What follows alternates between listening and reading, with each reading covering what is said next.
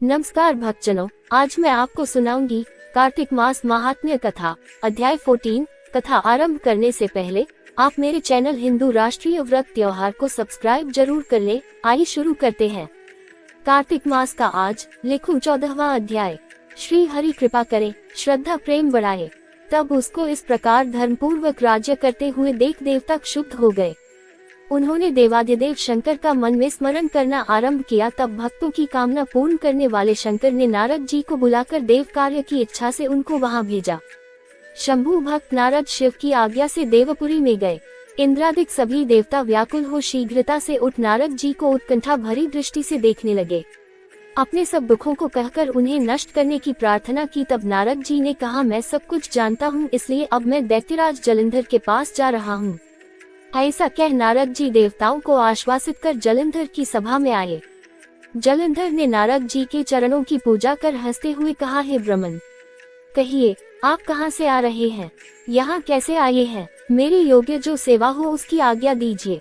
नारद जी प्रसन्न होकर बोले, हे महाबुद्धिमान जलंधर, तुम धन्य हो। मैं स्वेच्छा से कैलाश पर्वत पर गया था, जहाँ 10,000 योजनों में कल्पवृक्ष का वन है। वहां मैंने सैकड़ों कामधेनुओं को विचरते हुए देखा तथा ये भी देखा कि वह चिंतामणि से प्रकाशित परम दिव्य अद्भुत और सब कुछ सुवर्णमय है। मैंने वहां पार्वती के साथ स्थित शंकर जी को भी देखा, जो सर्वांग सुंदर, गौरवर्ण, त्रिनेत्र और मस्तक पर चंद्रमा धारण किए हुए हैं। उन्हें देखकर मुझे बड़ा आश्चर्य हुआ कि इनके समान समृद्धिशाली त्रिलोकी में कोई है या नहीं। हे दैत्येंद्र, उसी समय मुझे तुम्हारी समृद्धि का स्मरण हो आया और उसे देखने की इच्छा से ही मैं तुम्हारे पास चला आया हूँ। ये सुन जलंधर को बड़ा हर्ष हुआ। उसने नारद जी को अपनी सब समृद्धि दिखला दी। उसे देख नारद ने जलंधर की बड़ी प्रशंसा की और कहा कि निश्चय ही तुम त्रिलोकपति होने के योग्य थे। ब्रह्मा जी का हंसयुक्त विमान तुम ले आए हो और द्युलोक, पाताल और पृथ्वी पर जितने भी रत्नादि है सब तुम्हारे ही तो है। ऐरावत, उच्चय, श्रवा घोड़ा, कल्पवृक्ष और कुबेर की निधि भी तुम्हारे पास है। मणियों और रत्नों के ढेर भी तुम्हारे पास लगे हुए हैं।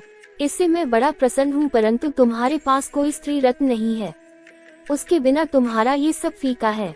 तुम किसी स्त्री रत्न को ग्रहण करो। नारद जी के ऐसे वचन सुनकर दैत्यराज काम से व्याकुल हो गया। उसने नारद जी को प्रणाम कर पूछा कि ऐसी स्त्री कहाँ मिलेगी जो सब रत्नों में श्रेष्ठ हो। नारद जी ने कहा, ऐसा रत्न तो कैलाश पर्वत में योगी शंकर के ही पास है। उनकी सर्वांग सुंदरी पत्नी देवी पार्वती बहुत ही मनोहर है। उनके समान सुंदरी मैं किसी को नहीं देखता। उनके उस रत्न की उपमा तीनों लोकों में कहीं नहीं है। देवर्षि उस दैत्य से ऐसा कहकर देव कार्य करने की इच्छा से आकाश मार्ग से चले गए। अध्याय संपूर्ण। मिलते हैं अगली कथा के साथ, तब तक के लिए धन्यवाद। चैनल को सब्सक्राइब करना ना भूले।